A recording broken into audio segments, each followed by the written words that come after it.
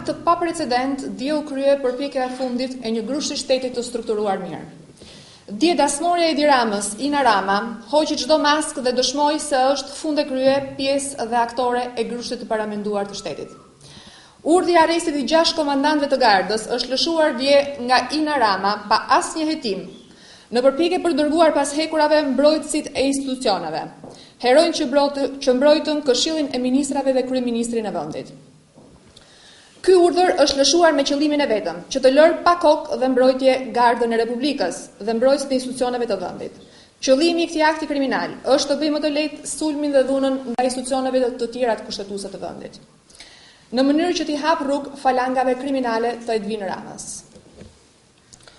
Grupi parlamentar i Partisë Demokratike ka fakte të pakundërshtueshme të bashkëpunimit të Ina dhe Edvin Ramës.